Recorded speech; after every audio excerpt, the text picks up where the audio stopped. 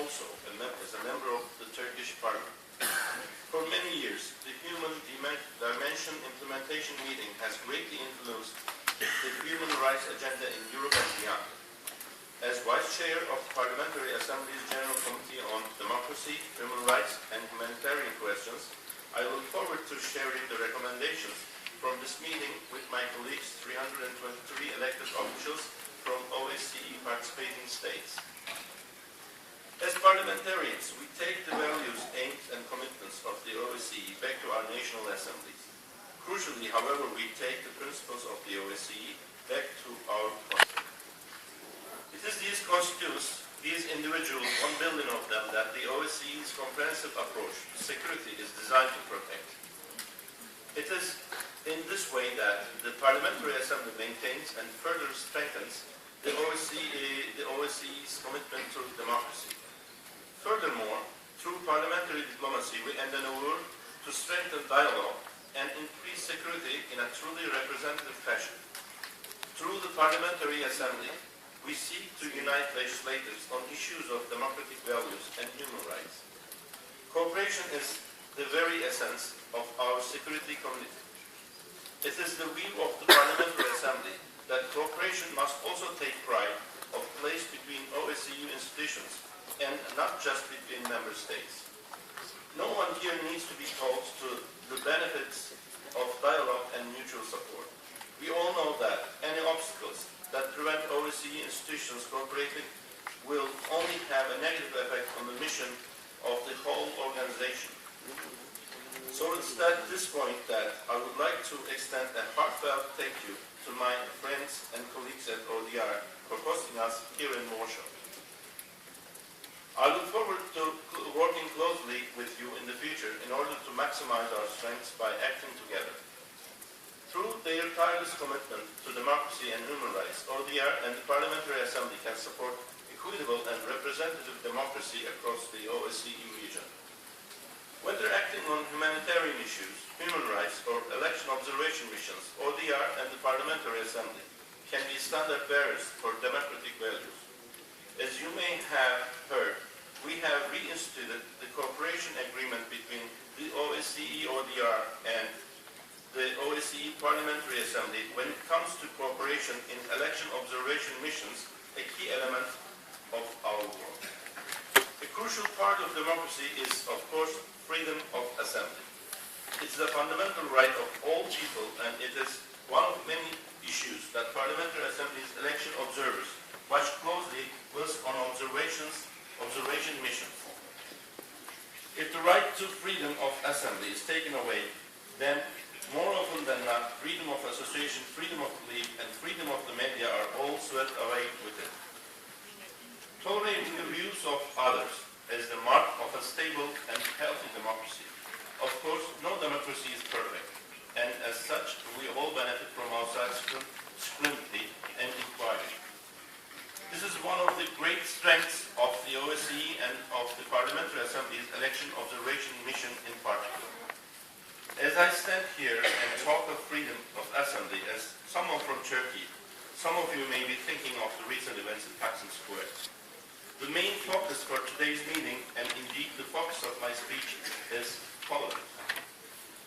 It's a topic for which Turkey strives to be included on the agenda, and it is a virtue that should underpin our security commitment. It was in Turkey that the OSCE Parliamentary Assembly, in its Istanbul Declaration, passed a resolution on strengthening the role of education in combating racism, xenophobia, and other forms of intolerance and discrimination. It is the view of the Parliamentary Assembly that education must stop being used as a conduit for intolerance. Sadly, the OSCE region still has areas where schools are segregated, where not all people have equal access to education, and where curricula expose chauvinism. All states must make efforts to make schools inclusive and desegregated. They must ensure all citizens have equal access to education. Curricula must be scrutinized and changed to ensure balanced and non-discriminatory coverage, particularly in the subjects of history and religious studies. It is the view of the Parliamentary Assembly, as stated in the resolution, that more must be done develop new educational materials along with extracurricular activities in the name of tolerance and social cohesion. We must invest in training our educators to challenge intolerance in the classroom. To end intolerance, the focus clearly has to be on youth. Discrimination is learned behavior, as no child is born intolerant or racist. Classrooms, but also the media, are the key areas where racism and xenophobia must be challenged.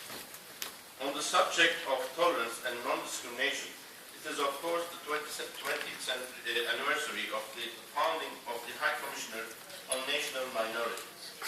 I would like to congratulate the recently appointed High Commissioner, Ms. Asya Tours, on her new position, and I speak for the whole Parliamentary Assembly in wishing her every success in her new role. I know she will further strengthen the HCNN's important work to protect the national minority communities and managing interstate cooperation on this issue. Throughout history, national minorities have often occupied a delicate position in our societies due to insecurity and disregard of their fundamental rights.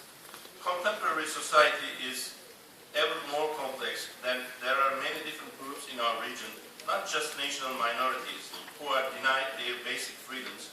Some of the starkest examples are the LGBT community, labor migrants, and refugees. Today, there are the groups who are most often faced with intolerance, discrimination, and the denial of their fundamental freedoms. I ask you, what is the issue of a security community if the most vulnerable and those most in need of protection are not defended? We must all help encourage societies that tolerate all groups through putting an end to discrimination in all its forms.